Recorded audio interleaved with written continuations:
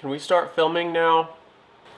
Hey guys, welcome back to my channel. My name is Daniel and we are going to start talking about this Apple escapade since it's getting close to time that year.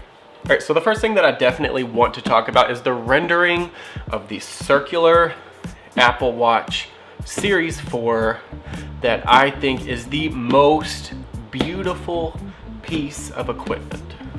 And that's a big deal for me because when the gears started coming out, I hated the circular screen. I didn't like it. And I think it's just because of the fact that iPhone has released a square Apple Watch, and that is something that I'm obsessed with. Like, it's kind of dirty right now, please don't judge me, but I do have the Series 1 Apple Watch that is square. And while we're on that topic, the reason I have the Series 1 Apple Watch is because of the fact that every single year, Apple has released the exact same model, the exact same hardware, I guess you can say, and design. They've just added some software features and things that you can do. Like the previous ones, that the Series 3 Apple Watch has LTE built in. However, it's ridiculously expensive for basically the same thing. And if I'm gonna upgrade to something, this obviously is a no-brainer because I'm obsessed with Apple and I love the iPhone. But for an Apple Watch, a wearable, smart piece of technology, I do not want to spend that much money every single year if it looks exactly the same. So the fact that this rendering is showcasing a circular Apple Watch with a circular screen, and it looks beautiful, is really exciting for me because this is the first time in the last 3 years that I actually want to get a new Apple Watch. Now obviously that's not the only rumor floating around on the internet. There is another rendering that has become available. It is a full screen Apple Watch. I will put the picture here to show you guys. I do think that this looks good also.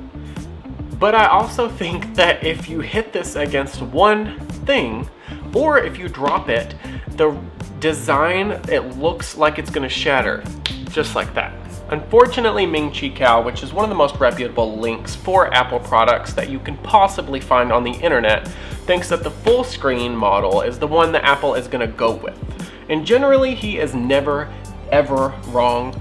So I'm gonna go with his, and that's completely fine, but I guess I'm just gonna be buying like 5 screen protectors and stacking them on top of each other. Another rumor that I heard that I'm extremely excited about is the fact that Apple Watch is gonna have haptic feedback on Series 4. Now, for those of you who don't know what haptic feedback is, let me explain.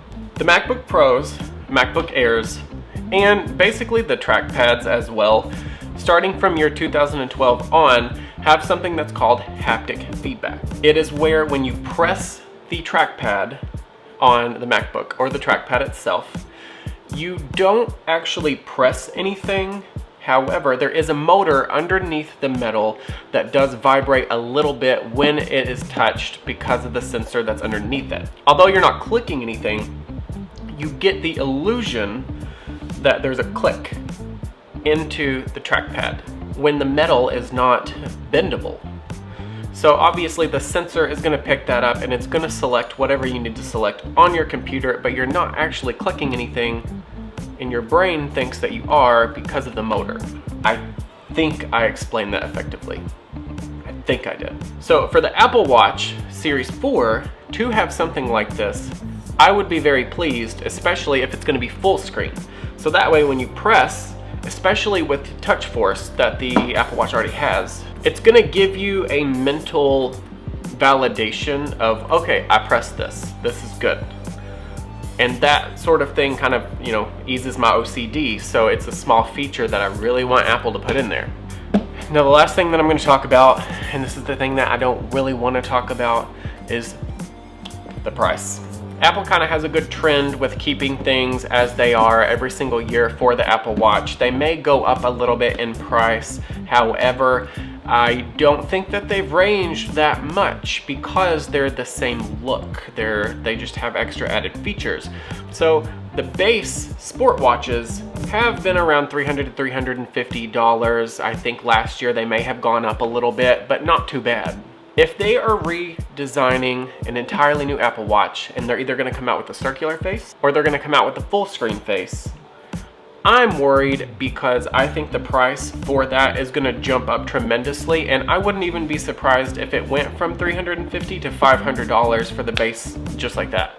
And since Apple does premium pricing and every single thing they do increases in price as well, I wouldn't be surprised one bit. So what I want you guys to do is put in the comment down below, what kind of feature do you want on the Apple Watch?